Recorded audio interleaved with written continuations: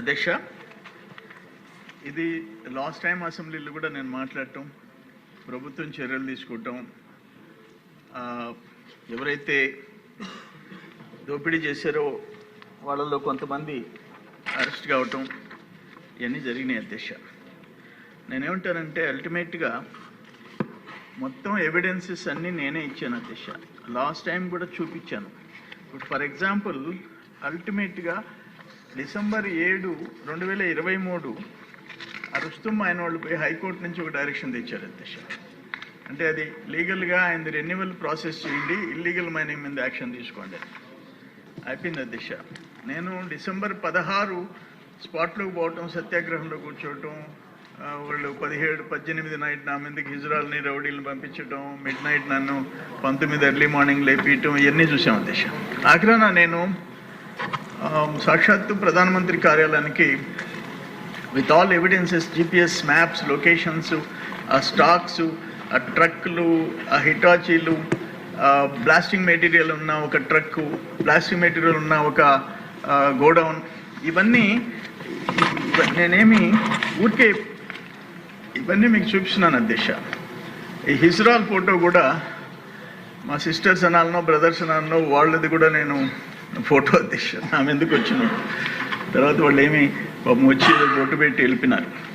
ఈ హిటాచీల దగ్గర నుంచి ఎంతెంత మెటీరియల్ ఉందో కూడా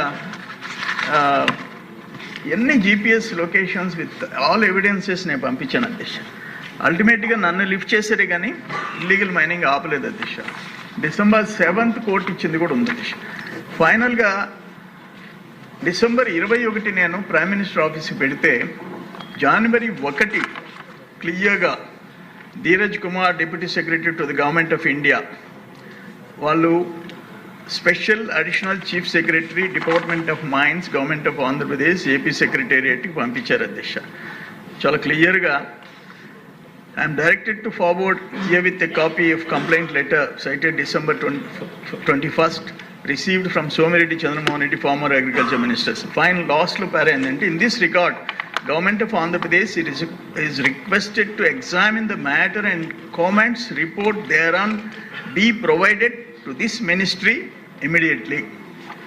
ఆఖరణ కేంద్ర ప్రభుత్వం ఎంటర్ అయిన తర్వాత ఇల్లీగల్ మైనింగ్ ఆపారు. అధ్యక్ష, నేనేమంటానంటే మనం అరెస్ట్ చేశాం, ఓకే, బెయిల్ తెచ్చుకున్నారు, వచ్చారు.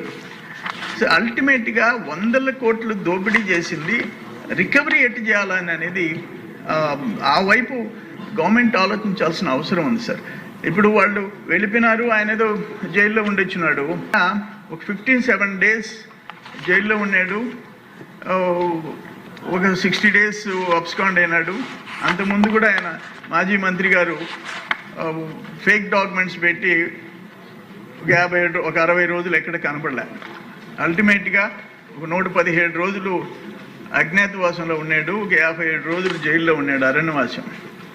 ఆయన ఎంత ఎక్స్పర్ట్ అంటే అధ్యక్ష, ఆయనకి మళ్ళీ PhD ఇచ్చినారు విక్రమసింహపురి యూనివర్సిటీ. వైఎస్ జగన్మోహన్ రెడ్డి మేనత్త వరుస ఆమె ఆయనకి PhD ఇచ్చింది. నేను ఇంకోటి కూడా చెప్పాను, ఇప్పుడు అరణ్యవాసం అజ్ఞాతవాసం కలిసి 204 days, ఆయన మళ్ళీ ఇంకో డాక్టరేట్ ఇవ్వండి, డాక్టర్ 204 అన్న ఇవ్వండి, ఆయనకుండే ఎక్స్పర్టైజ్ అని చెప్పాను. ఒకటి కల్తీ మద్యాలు, ఇల్లీగల్ మైనింగ్లు, వీటన్నిటికి కలిసి. నేనేమంటానంటే అయిపోయింది, బెయిల్ వచ్చింది, కొన్ని సంవత్సరాలు కేసులు జరుగుతున్నాయి, కానీ ఆ ప్రజాధనం కొల్లగొట్టిన డబ్బు ఎట్ట రికవరీ చేయాలా అనేది ప్రభుత్వం ఆలోచించాల్సిన అవసరం ఉంది. అధ్యక్ష, మీ ద్వారా మంత్రి గారికి నేను రిక్వెస్ట్ చేస్తుండా, ఈ విధంగా ఎవరి పార్టీకి వాళ్ళు ఇల్లీగల్ మైనింగ్ చేసి కొట్టేసేస్తే గవర్నమెంట్ రికవరీ లేకుండా ఊరికే కేసులు సంవత్సరాలు జరుగుతున్నాయి. ఇప్పుడు మనం చూస్తున్నాం, మాజీ ముఖ్యమంత్రి కేసులు ఇప్పుడు 13 ఏళ్ళు అయిపోయింది.